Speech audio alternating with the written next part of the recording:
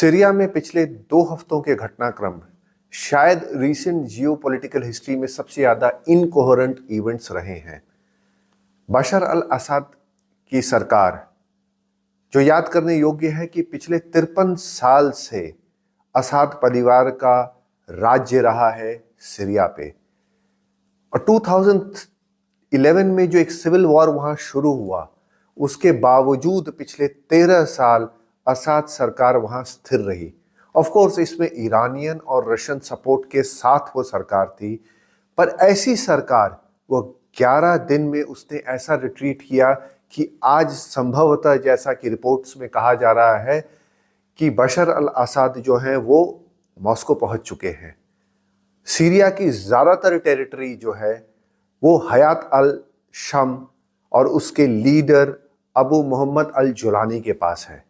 कुछ पोर्शन अभी भी एसडीएफ, जो एक कर्ड फैक्शन है सपोर्टेड बाय अमेरिका, उसके पास है।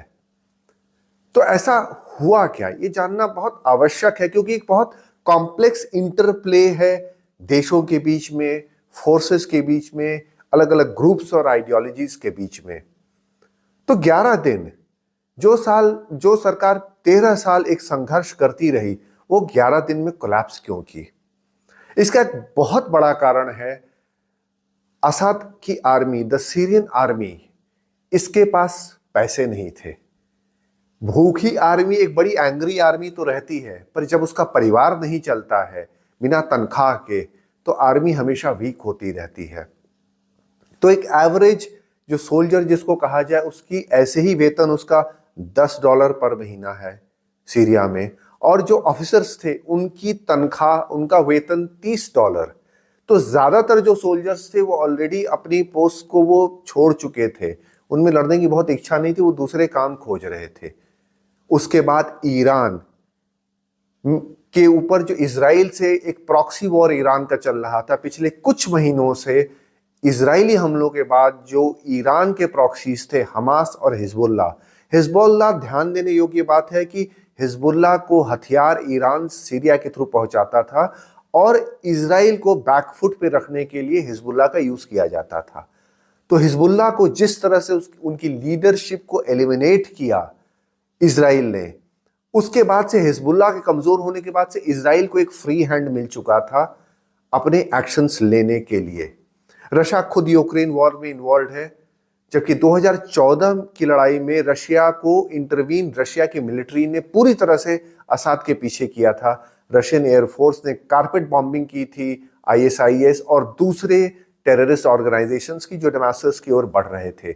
रशियन स्पेशल फोर्सेस वहां इन्वॉल्व थी, वैगनर की आर्मी इन्वॉल्व थी, प्रिगोजिन जिनकी हत्या एयरक्रैश में की गई, हत्या ही कहना उसको उचित होगा, क्योंकि बहुत ही सस्पिशियस एयरक्रैश था उस कू के बाद जो उन्होंने पुतिन के विरुद्ध किया था। खैर, मुद्दा यहाँ सीरिया का है।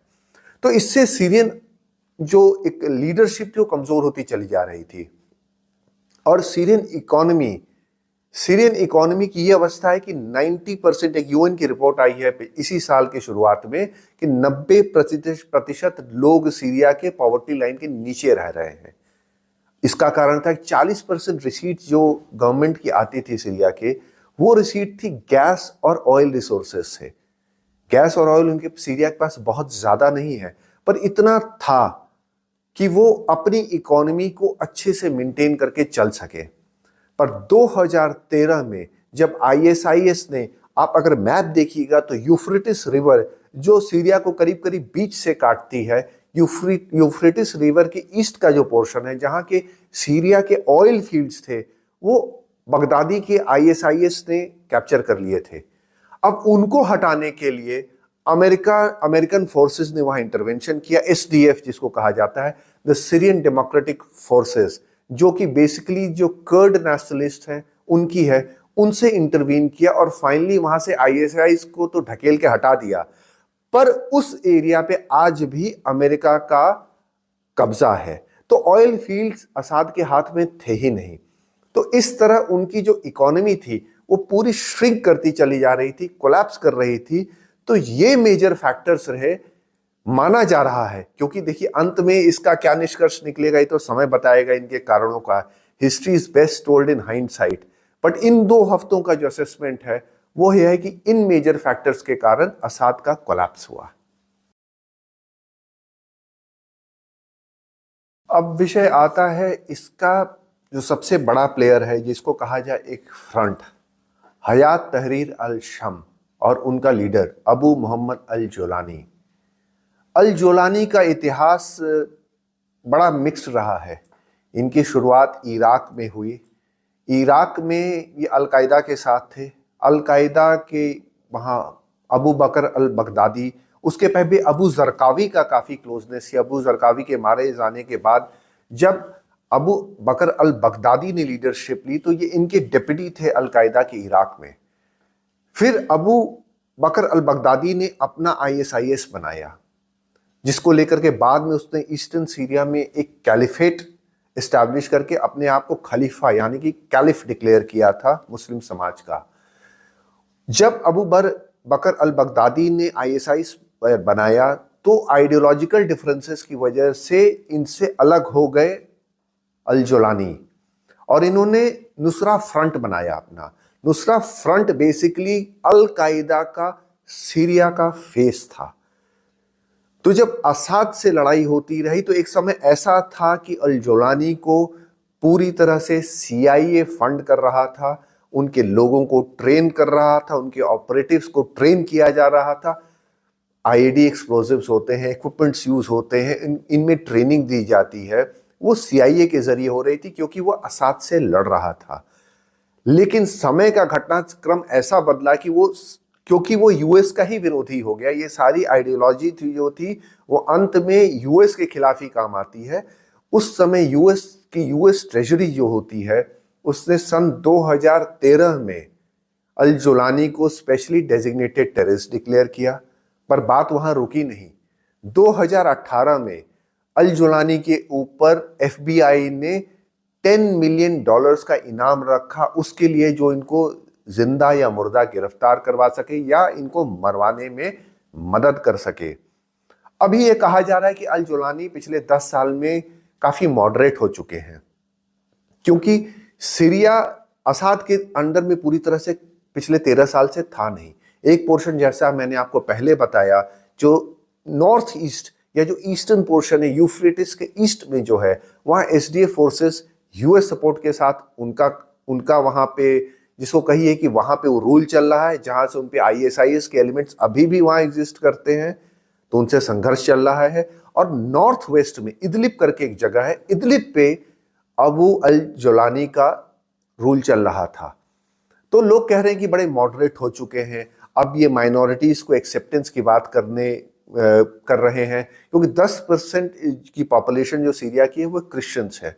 क्रिश्चियनिटी की बर्थ इसी रीजन में हुई थी सीरिया की तरफ, तो क्रिश्चियंस है, तो उनको इंक्लूसिवनेस की बात कर रहे हैं। और एक टिपिकल एक जिसको कहिए ना एक गेम होता है, एक माइंडसेट प्ले होता है। जब भी किसी टेररिस्ट को पावर हैंडओवर किया जा रहा है, किसी को दूसरे को हटाने के लिए, एक ऐसे लीडर को जो समय के साथ इनकन्वीनियंट हो चुका है, तो यही प्लेबुक आती है जो हम लोगों ने तालिबान के साथ भी देखा अफगानिस्तान में, कि उनको बड़ा मॉडरेट करके द न्यू तालिबान उनको डिक्लेयर किया गया था।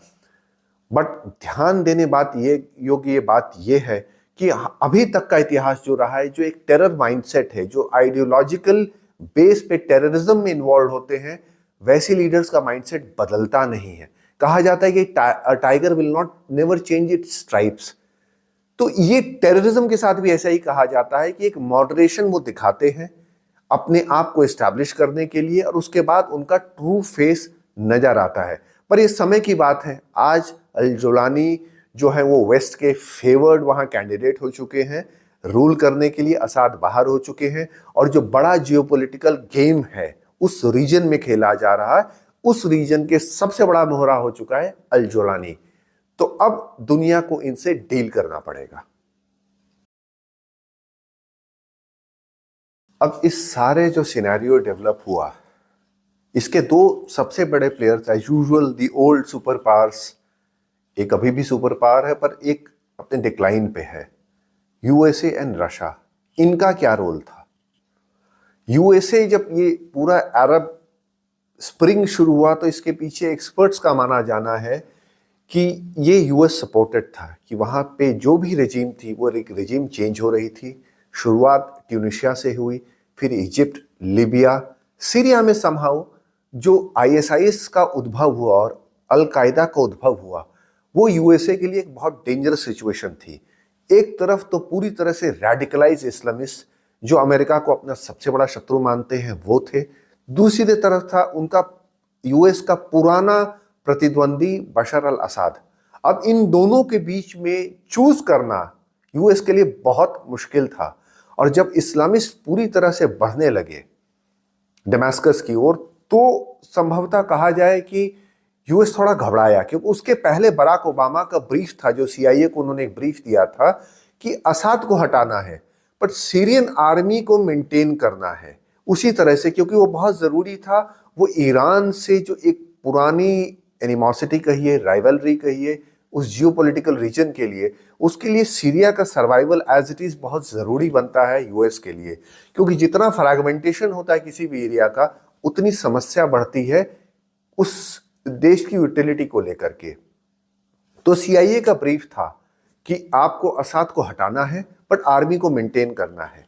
अब इसको कहा जाता है ना, it was easier said than done, क्योंकि करीब 40 जनरल उस समय जो थे वो सीरियन आर्मी के, वो अलावाइट थे। अलावाइट वो सेक्ट है शियाओं का जिसे असद बिलोंग करते थे, तो उनकी लॉयल्टी असद की तरफ पूरी तरीके से थी।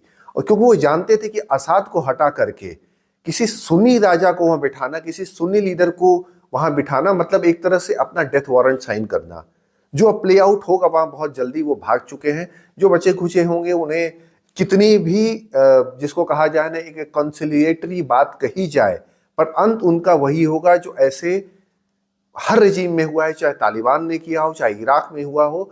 या तो उन्हें सजा दी जाएगी, और सजा से ज्यादा या उन्हें बड़ा ब्रूटली ट्रीट किया जाएगा आगे। खैर, तो ये ब्रीफ इतना कठिन था कि सीआईए इसमें सक्सीड नहीं कर रहा था, और आईएसआईएस, अल कायदा काफी गेन्स कर रहे थे उस समय। एक तरह से यूएस ने एक बैकस्टेप लिया और रशिया ने इंटरवीन किया। रशिया का इंटरवेंशन 2014-15 के आसपास बड़ा फोर्सफुल इंटरवेंशन था। मैंने पहले भी कहा कि उन्होंने अपनी एयरफोर्स को यूज किया, उन्होंने अपने स्पेशल फोर्सेस को यूज किया, उन्होंने वैगनर आर्मी को यूज किया, और उस सारे विद्रोह को क्रश करके उसको एक तरफ ढकेल दिया इदलिब की ओर, जहां अल जोलानी अपना राज्य चलाने लगे बाद में। तो रशिया काफी इंपॉर्टेंट प्लेयर हो गए। रशिया की भी पूरी वेस्ट एशिया पॉलिसी जो है वो ईरान और सीरिया के इर्द गिर्द घूमती है। सीरिया में उनकी बहुत इंपॉर्टेंट उनकी जगह थी, क्योंकि सीरिया उनको मेडिटेरेनियन में जो एक पुरानी समस्या रशिया की रही है कि उनको वार्म वाटर पोर्ट चाहिए जहां 12 महीना उनकी नेवी ऑपरेट कर सके। तो ईस्ट मेडिटेरेनियन में एक पोर्ट है टाटस, जो रशिया को असद ने दे दिया था, जहां से उनकी नेवी ऑपरेट कर रही थी। तो ये पूरा विन विन सिचुएशन थी। यहां तक कि इजराइल, पहले शुरुआत में इजराइल जॉर्जिया को, जो जहां पे पुतिन रेजिम चेंज चाहते थे, उनको एंटी एयरक्राफ्ट जो वेपन्स है वो सप्लाई कर रहा था इजराइल। बट पुतिन ने उनको एक तरह से समझाया, कहा जाए एक हल्की भाषा में मैं कह रहा हूं, कि अगर आप जॉर्जिया को एंटी एयरक्राफ्ट वेपन सप्लाई करोगे तो मैं सीरिया में असद को और हिजबुल्ला को पूरी तरह से आर्म करूंगा, और फिर आपके लिए नॉर्दर्न लेबनान से नॉर्दर्न इसराइल में प्रॉब्लम होगी। इसको लेकर के इसराइल ने सप्लाई करना बंद कर दिया था जॉर्जिया को। तो इसराइल का के लिए भी एक तरह से इतना बड़ा रीजन है, इतनी बड़ी कंट्री इसराइल, मतलब एक इंपॉर्टेंट कंट्री, बड़ी से ज्यादा इंपॉर्टेंट कंट्री है, वो भी बैक ऑफ कर गया था। तो रशिया के लिए बहुत जरूरी टेरिटरी थी, और रशिया का यूक्रेन से इन्वॉल्व होना इस युद्ध में जो पिछले 2 साल से चल रहा है, उस युद्ध में इन्वॉल्व होना सीरिया के लिए एक बहुत बड़ी समस्या बनती चली जा रही थी। जो डी कॉन्फ्लिक्टिंग का एक तरह से एक एग्रीमेंट था यूएस और रशिया के बीच में सीरिया को लेकर के, वो ब्रेकडाउन होने लगा था, क्योंकि यूएस भी जान रहा था कि यूक्रेन में पूरी तरह से इन्वॉल्व होने से ये इनकी, अब ये जिसको कहा जाने खाली फ्लैंक हो चुका है, उस खाली फ्लैंक का यूज किया गया है टर्की के थ्रू, जिसपे हम आगे आएंगे। बट तो रशिया की एक तरह से कहा जाए एक बहुत बड़ा सेटबैक है रशिया के लिए कि इस रीजन से उनको विड्रॉ करना। अब अगर उनको टाटस में अपना पोर्ट पे अपनी नेवी मेंटेन करनी है, तो उनको उन्हीं इस्लामिस्ट से कहीं ना कहीं समझौता करना पड़ेगा जिनसे उनका कल तक युद्ध चल रहा था। उम्मीद है आपको ये सेशन बेनिफिशियल लगेगा। अगर ये बेनिफिशियल लगता है तो आप हमसे जुड़िए, हमारे इस थॉट्स को, हमारे आइडियाज को प्रमोट करिए। धन्यवाद एंड जय हिंद।